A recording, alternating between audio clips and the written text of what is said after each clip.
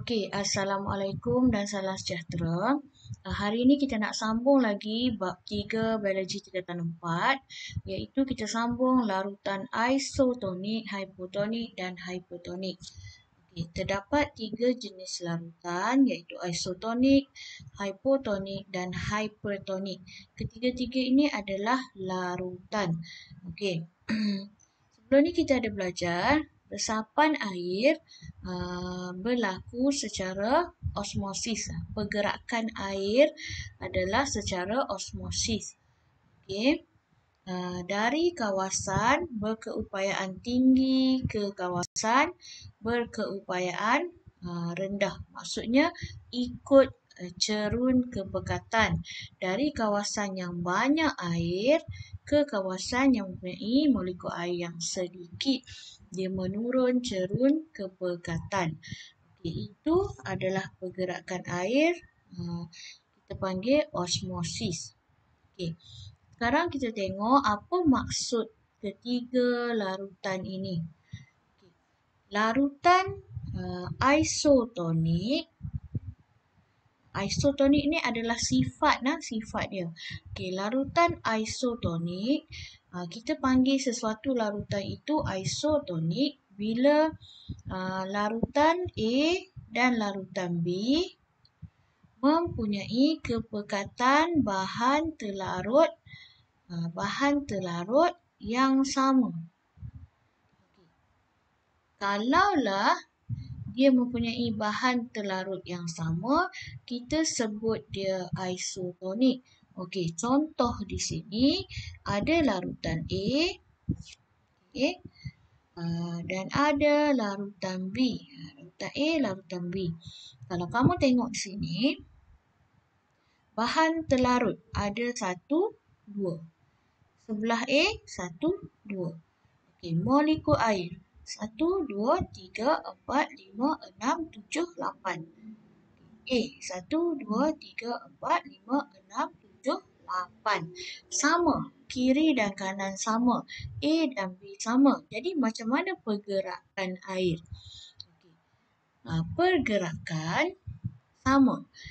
Yang dari A ke B katakan 2 molekul, dari B ke A pun akan 2 molekul juga. Kadar pergerakan molekul itu sama. Ke A ke B sama banyak dengan B ke A. Okey. Jadi kita sebut larutan A dan larutan B adalah isotonik terhadap satu sama lain. Jadi, tiada pergerakan bersih air. Apa maksud pergerakan bersih air? Maksudnya contoh, kalau A ke B 2, B ke A pun 2, 2 tolak 2, kosong. Maksudnya seimbanglah. Kiri dan kanan. Tak ada pergerakan bersih air. Okey. Itu contohlah, 2 tolak 2 ni contoh. Jadi, bila keadaan macam ni sama, kita sebut dia isotonik. Okay. Kemudian, kita tengok apa itu larutan hypotonik. Okey, sekarang kita tengok keadaan A dan B. Larutan hypotonik maksudnya larutan A mempunyai kepekatan bahan terlarut yang rendah. Okey, bahan terlarut yang rendah dan keupayaan air yang tinggi. Dalam erti kata lain, hypotonik adalah larutan yang banyak air atau cair. Dalam erti kata lainlah, dalam ayat yang sepatutnya, larutan A ada bahan terlarut yang rendah dan keupayaan air. Keupayaan air yang tinggi maksudnya banyak molekul air. Atau kita sebut dia sebagai larutan yang banyak air ataupun larutan yang cair. Kalau kamu tengok A, bahan terlarut dia yang warna merah ada satu sahaja. Manakala molekul air dia 1, 2, 3, 4, 5, 6, 7. Kalau B, bahan terlarut dia 1, 2, 3. Dan molekul air dia 1, 2, 3, 4, 5, 6, 7, 8, 9. Walaupun dia ada 9 molekul air, tapi dia mempunyai bahan terlarut yang tinggi. Bahan terlarut yang tinggi. Bahan terlarut adalah rendah. Jadi, kita sebut larutan A hypotonik terhadap. Ini kena sebutlah terhadap apa? Dia hypotonik terhadap apa? Terhadap B. Maksudnya di sini, dia hypotonik terhadap B. Untuk gambar rajah ini. A belum tentu lagi hypotonik terhadap C, D, E dan sebagainya. Jadi, sekarang antara A dan B, A hypotonik terhadap B. Untuk contoh ini. Sebab tu kita kena letak terhadap apa. Okey. Jadi, air akan bergerak, akan meresap dari A ke B. Dari kawasan A ke kawasan B. Supaya mencapai keseimbangan dinamik. Sebab B lebih pekat. A cair. B pekat kenapa? Kerana bahan terlarut dia banyak. Warna merah ni. Itu hypotonik. Okey, sekarang kita tengok hypertonik. Hypertonik adalah larutan yang mempunyai kepekatan bahan terlarut yang tinggi dan keupayaan air rendah. Maksudnya, dia ada bahan terlarut banyak, air dia sikit. 1, 2, 3. A. Kalau B, bahan terlarut dia satu saja. Okey. Jadi, di sini kita sebut larutan yang kurang air. Kurang air atau pekat. Jadi kita sebut larutan A hypertonik terhadap larutan B. Jadi air akan bergerak dari B ke A. Dari B ke A supaya seimbang. Apa bahan terlarut yang cikgu sebut dari tadi? Terpulanglah, kalau kamu buat air gula, maka bahan terlarut dalam air tersebut adalah gula. Kalau kamu buat air garam, maka bahan terlarut dalam air itu adalah garam. Okay. Jadi, kalau air itu banyak gula, maka dia hypertonik. Kalau air itu kurang gula berbanding air di sebelah, maka dia hypotonik. Kalau air itu sama banyak gula dia, A dan B sama banyak, maka dia disebut isotonik.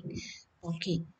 Itu maksud ketiga-tiga larutan tadi, isotonik, hypotonik dan hypertonik.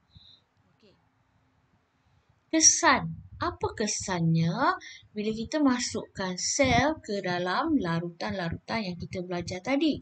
Kita masukkan sel haiwan atau sel tumbuhan. Okey. Yang kita dah belajar untuk bab 2, sitoplasma mengandungi bahan terlarut seperti glukosa dan garam mineral. Okey, bendaleh yang terdapat di dalam sel dikenali sebagai bendaleh intrasel. Setiap sel juga ada bendaleh ekstrasel. Ini di luar. Intra di dalam sel. Sel sentiasa mengalami proses osmosis. Pergerakan air merentasi membran plasma bergantung kepada keupayaan air, bendalur ekstrasel dan bendalur intrasel. Okey. Ini katakan sel. Bendalur di dalam dia kita sebut intrasel. Okey. Banyaklah sel. Okey. Bendalur yang di luar kita sebut ekstrasel. Jadi, proses osmosis iaitu pergerakan air sentiasa berlaku merentasi membran plasma. Bergantung kepada keupayaan air lah. Yang mana lebih tinggi. Kalau yang di luar lebih tinggi, yang di dalam kurang air, maka dari luar masuk ke dalam. Kalau di dalam banyak air, di luar kurang air, maka yang di dalam akan keluar. Untuk seimbang. Supaya seimbang, maka sentiasalah berlaku proses osmosis. Okey, apa berlaku kalau sel darah kita dimasukkan ke dalam larutan hipotonik? Hipotonik ini banyak air. Okey, banyak air dan cair. Hipotonik. Banyak air. Okey. Bila sel darah kita dimasukkan ke dalam larutan hipotonik, air dari luar, air dari sini akan masuk ke dalam. Sebab di dalam kurang air. Maka air akan masuk ke dalam secara osmosis. Osmosis itu adalah cara dia masuk. Okey. Maka bila air masuk ke dalam sel darah, okey, sel darah akan mengembang dan meletus, pecah. Bila air banyak masuk. Kenapa? Kerana membran plasma nipis.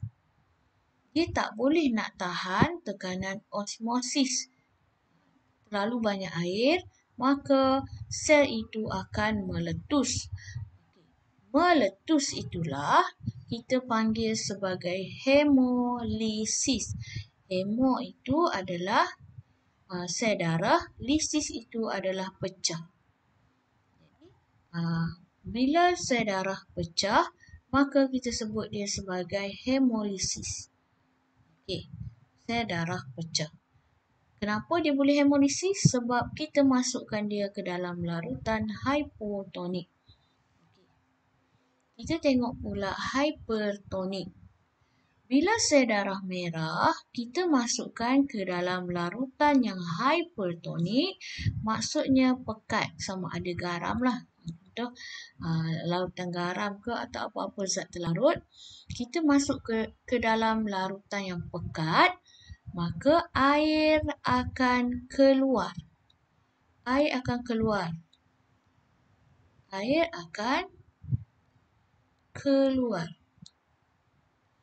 Okey, bila air keluar secara apa? Proses dia osmosis lah. Okey, sel akan mengecut. Nampak dia kecut. Okey. Kecut ini kita tak sebut kecut lah di dalam biologi. Kita sebut krenasi. Pecah hemolisis, kecut krenasi. Okey.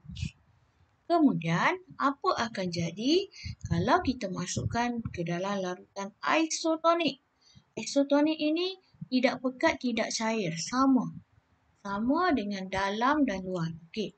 Air akan meresap masuk dan air akan keluar pada kadar yang sama. Okey.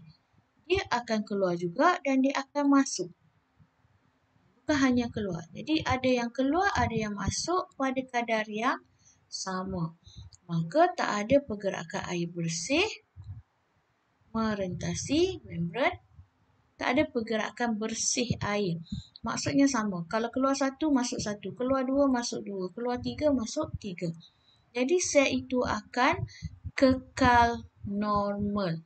Ini yang kita nak supaya sel darah kita tidak pecah ataupun kecut.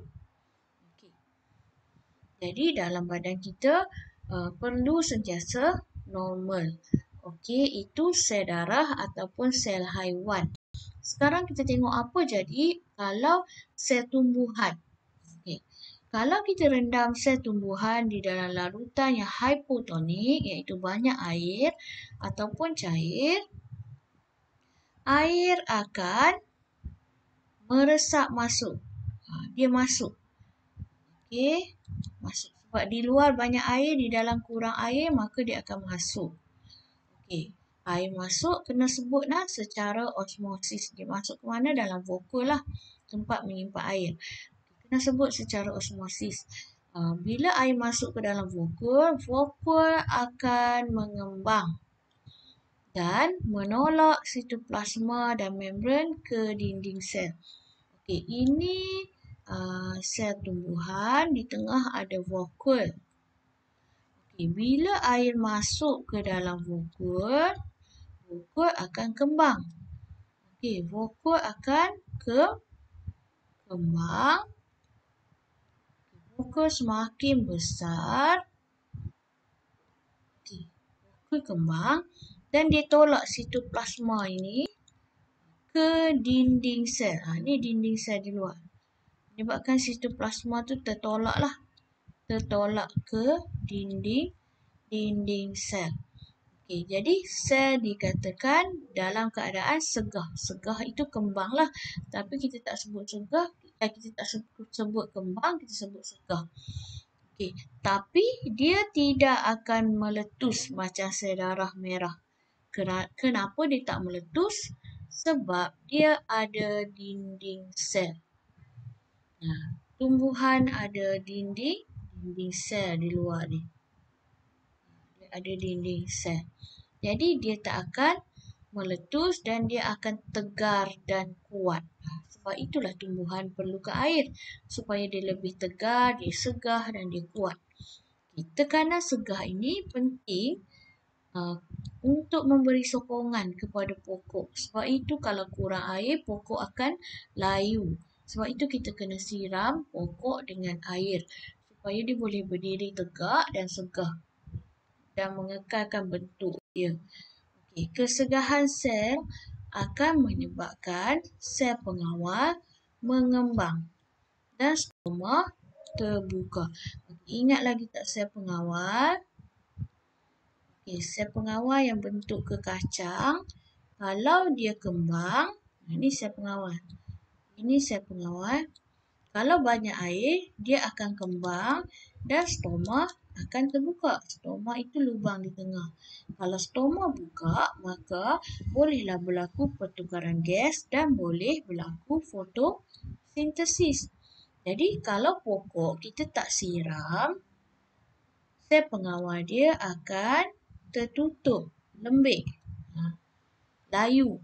Jadi bila tertutup, gas karbon dioksida tak masuk, maka fotosintesis tak dapat dilakukan. Sebab itulah kita perlu siram pokok dengan air. Okey. Sekarang kita tengok apa jadi kalau kita masukkan ke dalam larutan yang hipertonik, yang pekat. Okey. Bila kita masukkan ke dalam larutan hipertonik, air akan keluar.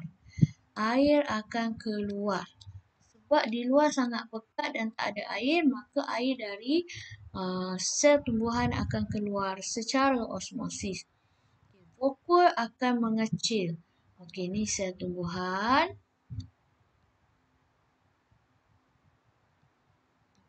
Vokal akan mengecil, semakin kecil dan plasma menyebabkan membran plasma tertarik ke dinding sel.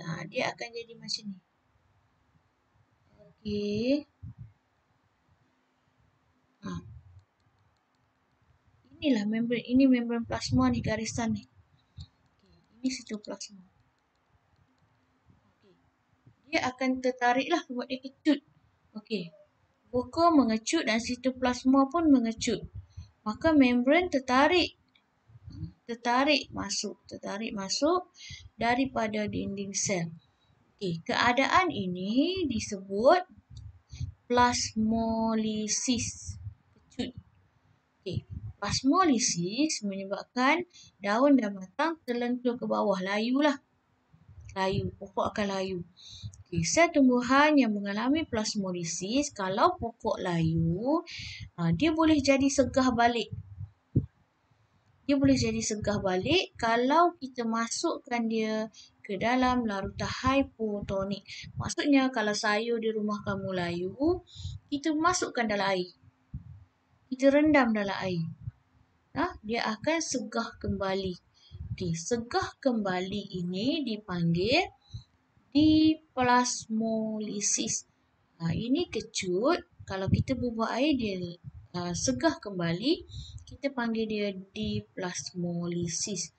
Jadi ada istilah yang kamu kena ingatlah dalam topik ini, iaitu apa itu segah, apa itu hemolisis, apa itu krenasi, apa itu plasmolisis, apa itu diplasmolisis. Itu kesan hipertonik. Ini ada kaitan dengan projek kamu, iaitu penjerukan yang kamu buat. Jadi kamu masukkan contoh buah mangga, kamu masukkan dalam air gula. Apa sifat air gula itu? Adakah dia hipertonik, hipotonik atau isotonik? Kamu tengok macam mana buah mangga yang kamu jerukkan tu. Kenapa kuah dia rasa masam? Kerana air dalam mangga itu keluar. Sebab kamu rendam dia dalam hipertonik. Itulah yang kamu kena terangkan dalam projek kamu. Kaitkan dengan pergerakan bahan melintasi membran plasma dan kaitkan dengan larutan-larutan yang kamu rendam tu. Okey. Isotonik tak ada masalah lah. Maksudnya isotonik ni larutan dia bersifat keupayaan air yang sama. Air di luar dan air di dalam sama. Maka pergerakan pun pada kadar yang sama dan sel berada dalam keadaan flasid. Kita sebut flasid, maksudnya dia dalam keadaan normal. Okey. Dalam keadaan normal. Jadi itu istilah-istilah yang kamu kena ingat dan kena faham. Okay, ini adalah eksperimen yang kita kajilah. Kita akan buat nanti bila kita dah masuk sekolah nanti. Okay.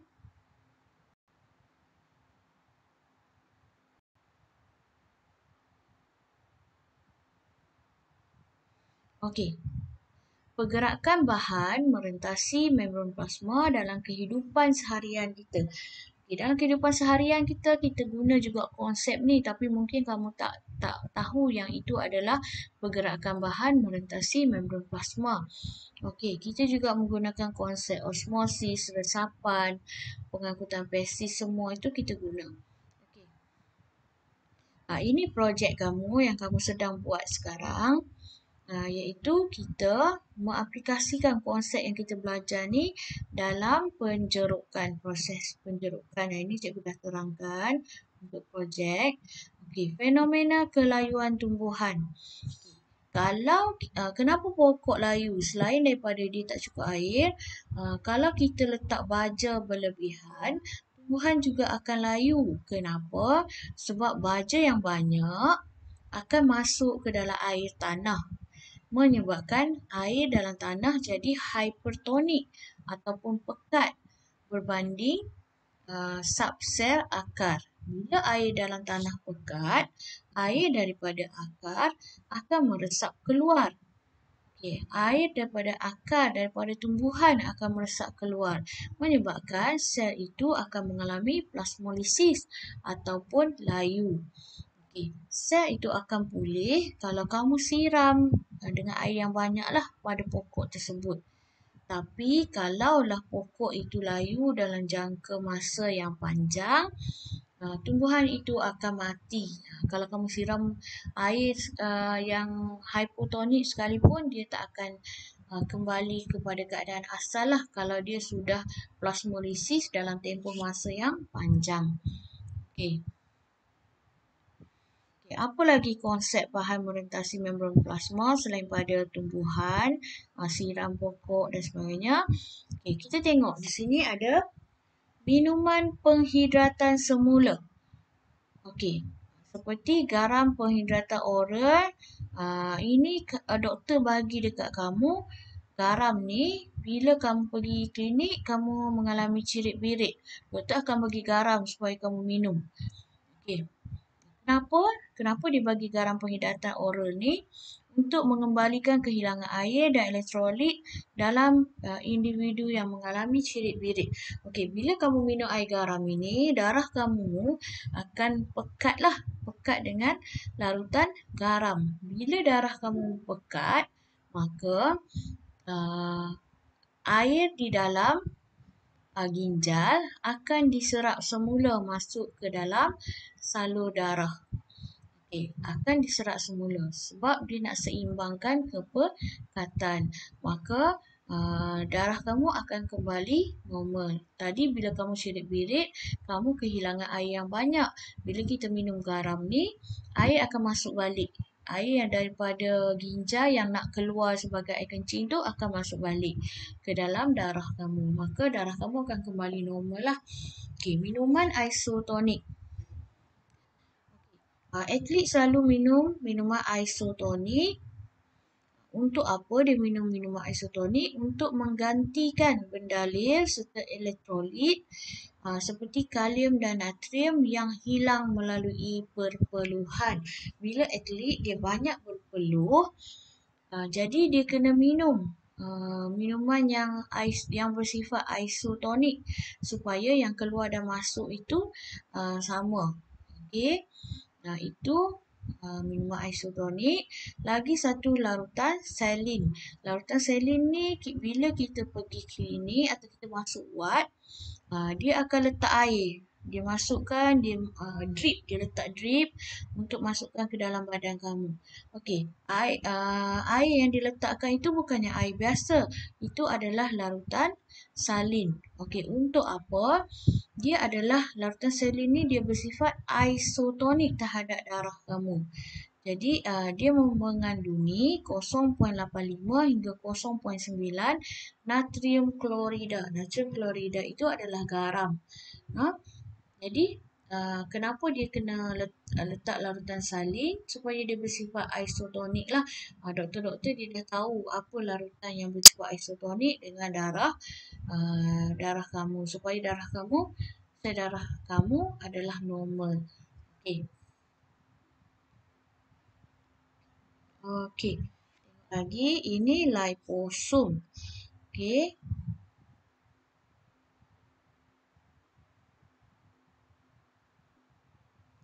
Liposom ni adalah vesikel yang mengandungi larutan aqueous. Aqueous itu cair lah. Dikelilingi oleh membran dui lapisan. Liposom ini liposom digunakan untuk melindungi ubatan atau bahan aktif yang dimakan secara oral daripada dimusnahkan oleh jus gester. Dengan cara ini, ubat akan dapat sampai ke sel sasaran. Okey. Ini adalah kalau kamu pergi hospital, kalau ada doktor suruh kamu makan ubat yang mengandungi liposom. Liposom ini ubat di sini adalah ubat yang larut air. Dia dikelilingi oleh membran dui lapisan fosfolipid. Di sini ubat yang tidak larut dengan dalam air akan diangkut ke kawasan hidrofobik. Ini ubat yang tak larut air, ini adalah ubat yang larut air. Kenapa dia diletak dalam liposom? Kenapa dia diletak dalam membran? Supaya ubat itu tidak dimusnahkan oleh jus gester. Contoh ubat itu perlu sampai ke usus.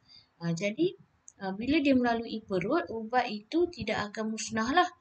Jadi dia boleh sampai ke usus. Itu contoh apa kegunaan liposom.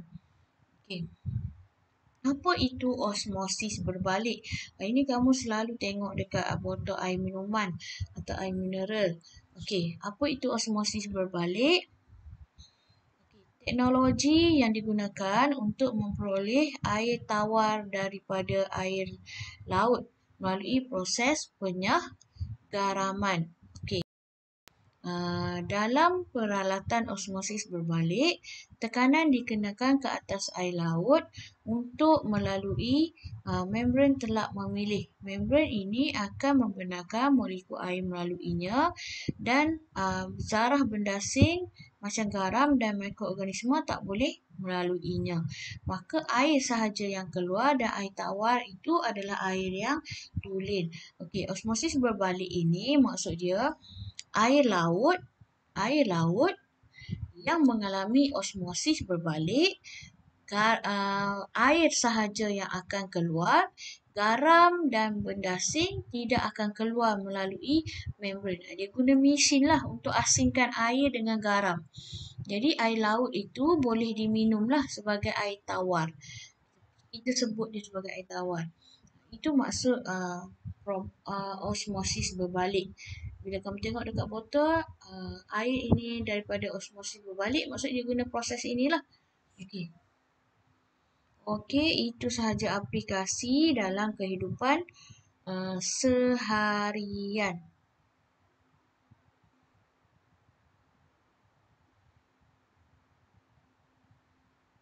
Okey, ini adalah rumusan.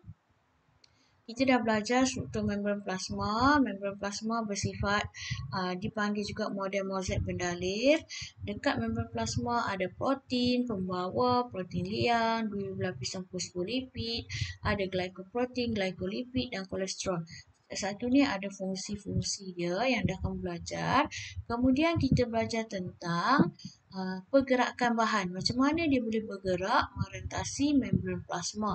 Okey, pengangkutan ada dua, iaitu pengangkutan pasif dan pengangkutan aktif. Pengangkutan pasif ini adalah pengangkutan yang tidak memerlukan tenaga mengikut cerun kepekatan, iaitu dari kawasan yang banyak kurang zat terlarut ataupun dari kawasan yang banyak ke kawasan yang sikit lah apa-apa bahan yang akan meresap melalui membran plasma.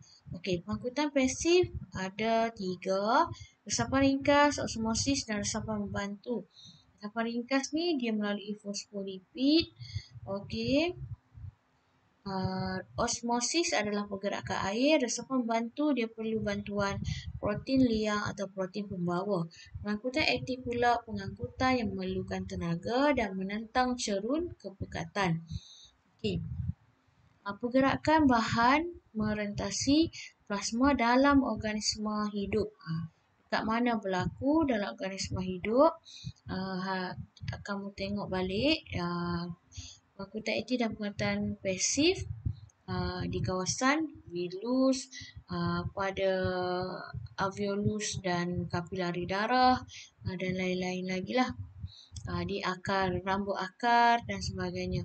Okey, kemudian kita belajar isotonik, hipotonik dan hypertonik hari ini dan apa kesannya ke atas sel haiwan dan sel tumbuhan. Kita juga belajar fenomena ini dalam kehidupan seharian. Okey, itu sahaja untuk bab 3.